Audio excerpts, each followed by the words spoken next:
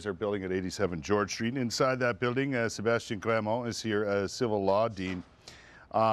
We wanted to talk more about the protest against Bill C-45 and a protest that has been titled Idle No More. Good morning, sir. How are you? Good morning. Good. Good to have you on the program, because I think a lot of people need a bit of explanation as to what this protest, mostly involving Native Canadians, Aboriginal Canadians, is all about. First of all, in a general sense, what is the fight about here?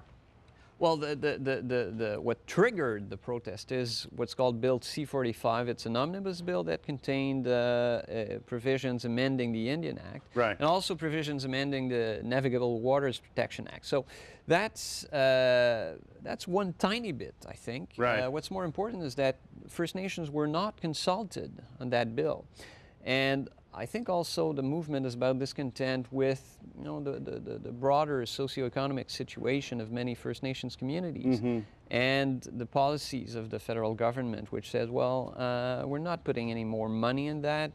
We would like to scrap, you know, parts of the Indian Act. Well, that's at least the subtext of it. Right. And so many Indigenous people see this as a sort of assimilationist policy. Yeah, I think, you know, from what we've known in recent history at least, there hasn't always been a friendly relationship between Aboriginal peoples and the government of the day. Not always. Right? Not always. Yeah. It seemed there were times when it got a little better, and then certainly now it's taken a turn for the worse. But the non-consultation, the unilateral you know, move by the federal government to implement Bill C-45 has really made a whole lot of people stand up and go, wait a second here. Yeah, and I think the issue is that First Nations want to be part of the decisions that affect them.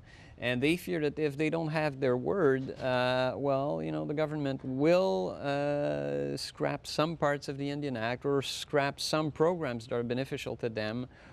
Or we start hearing about the idea of closing reserves, of moving people closer to cities, and that's a big issue. That is a huge issue for. And you may think that there are more economic opportunities closer to cities. That's probably true, but will you really solve socioeconomic problems by moving people from one place to the other? You might get Aboriginal ghettos in cities or close to cities, and that's not better. So exactly, we have to be very careful in doing that. And making moves like that without consultation doesn't seem to work, no matter what group. No, you don't have the buy-in. Yeah. If you want a measure to be successful, you need to have some buy-in. People need to feel part of the decision if they want to accept it. And if you don't do that, then people will resist. And you're not going anywhere. Aboriginal leaders seem to think, and maybe rightly so, that, you know, their ideas and their plans to improve their lot in life and improve their communities, improve what happens on their reserves, on native reserves, their input certainly would be valuable, and they may have some great ideas. Yeah, and that's a part of what's called self-government. They feel, and I think rightly so, that they know what their needs are. They know how to implement that in a way that's compatible with their culture. Right. And that's better than, you know, a big bureaucracy being run from Ottawa. We've seen hunger strikes. We've seen marches on Parliament Hill to protest this move. What happens next? Where do we go from here, do you think? I don't know. There is a meeting scheduled for Friday between the Prime Minister and representatives of the Assembly of First Nations, probably including Mrs. Spence.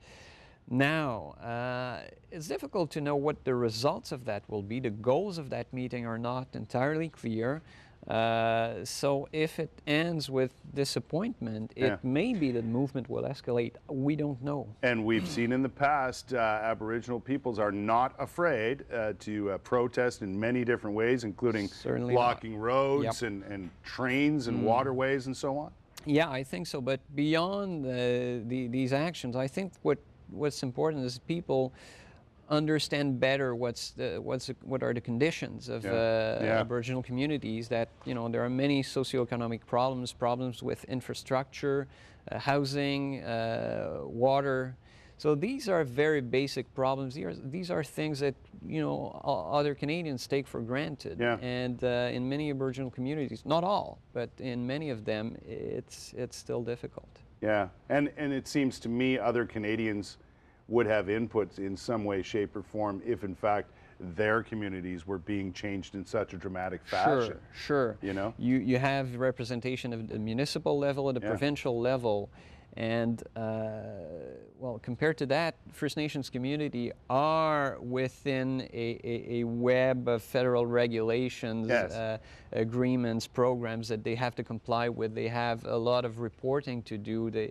It's incredible. Yeah. And interesting, though, that the federal government would all of a sudden up and introduce a bill without consultation and to a lot of people out of the blue, like Bill C-45. Yes. Bear in mind that it's part of a larger government strategy to introduce omnibus legislation. Right. And probably the changes to the Indian Act as such are relatively minor, but I think there is an important principle about consultation, especially in Indigenous matters. And many people see this as just a first step by the government to intrude on others what they see as their own rights. Yeah, I think that's probably what fuels the movement, is that they fear that it's only the thin edge of the wedge. Yeah. And if they're able to change a small bit of the Indian Act without consultation, then what's next? Yeah. And if you look at the inspiration behind the current government's Indigenous policy, then we may end up with some sort of closing of the reserves, property rights, and the end of self-government. Yeah. So, very interesting times. Sebastien Grammond is a civil law dean. We appreciate your time and your thoughts on this. well, my pleasure. Thanks for joining us.